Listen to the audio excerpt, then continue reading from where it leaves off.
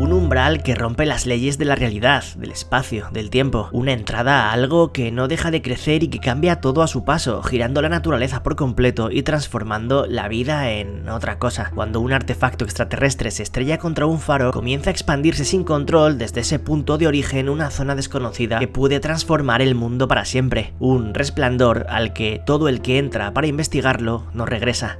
¿Qué ocurre allí dentro? Ni más ni menos que una de las ideas más espectaculares del terror y de la ciencia ficción del cine moderno. Una de las, para mí, películas más infravaloradas de estos últimos años, un ejercicio brutal que entre analogías perturbadoras y reflexiones profundas se adentra en el horror cósmico de una manera tan inteligente como inolvidable. Una joya que siempre merece la pena volver a ver, o al menos probar una vez en la vida, porque Aniquilación es una verdadera bestialidad.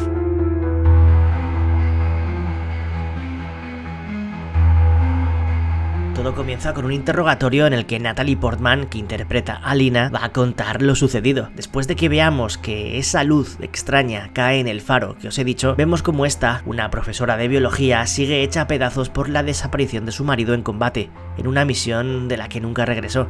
Hasta que un día, de repente, aparece Kane, interpretado por Oscar Isaac. Eso sí, no recuerda nada ni de dónde ha estado, ni de cómo ha llegado hasta allí, ni siquiera recuerda quién es. Es entonces cuando, después de beber agua, sufre un ataque repentino, siendo trasladado de urgencia al hospital, aunque durante el camino la ambulancia es detenida por un grupo de vehículos que se llevan a ambos a lo que será el punto de partida del largometraje, el Área X.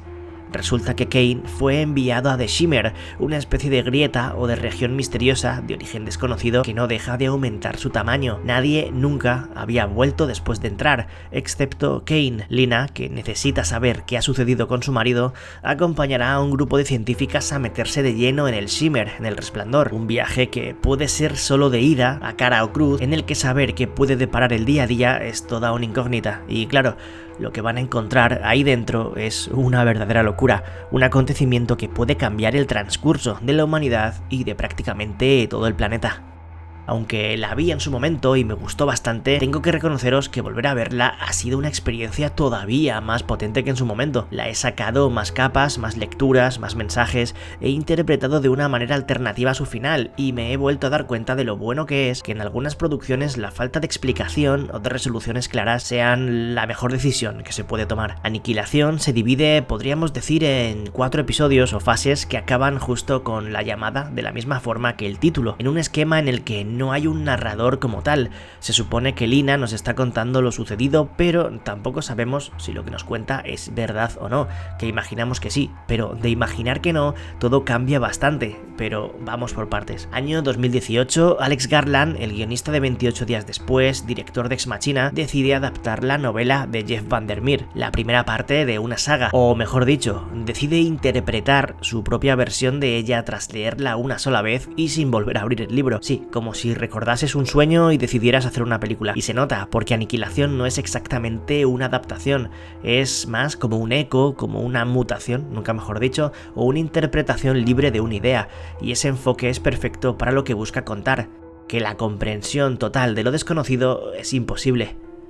Producida por Paramount, con Natalie Portman al frente y un cast mayoritariamente femenino, con Jennifer Jason Leigh, Tessa Thompson, Gina Rodríguez y Tuba Novotny, la peli parecía una apuesta increíble, pero tras unos test screening donde la gente básicamente pensó "¿Qué acabo de ver?", Paramount se asustó, la mandó directa a Netflix en casi todo el mundo, algo parecido a lo que decidió hacer poco antes con Cloverfield Paradox, que aunque en esa creo que la decisión más o menos era justificable, en su momento sí que me hubiese gustado ver Aniquilación en pantalla grande, hubiera sido la hostia. Pero bueno, bien, entramos en el Shimmer, en ese campo de refracción donde el ADN, el tiempo y la mente se confunden, como si alguien hubiese metido a Cronenberg, a Lynch y a Tarkovsky en el mismo cóctel, con un poco de Perdidos, otro poco de Stalker, de este último, y todo pasado por el filtro de intentar producir una película para todo tipo de espectador. Y hacer eso, conseguirlo, es extremadamente complicado, pero si hay alguien que podía hacerlo es Alex Garland, un director capaz de contar historias que ya sean de terror, sean de ciencia ficción, acción o bélicas, como en sus últimas propuestas, con un estilo muy autoral, muy marcado, con un lenguaje cinematográfico no tan utilizado en el fantástico mainstream, y transformarlas justamente en eso, en desarrollos capaces de gustar a todo el mundo. Desde el primer paso dentro de esa zona, Aniquilación nos advierte: lo que estamos a punto de ver no está hecho para darnos respuestas, sino para poner a prueba nuestra percepción. Es un experimento sensorial más que un relato clásico al uso. Es una historia sobre 5 mujeres explorando lo desconocido, pero también sobre el duelo, la autodestrucción, la transformación,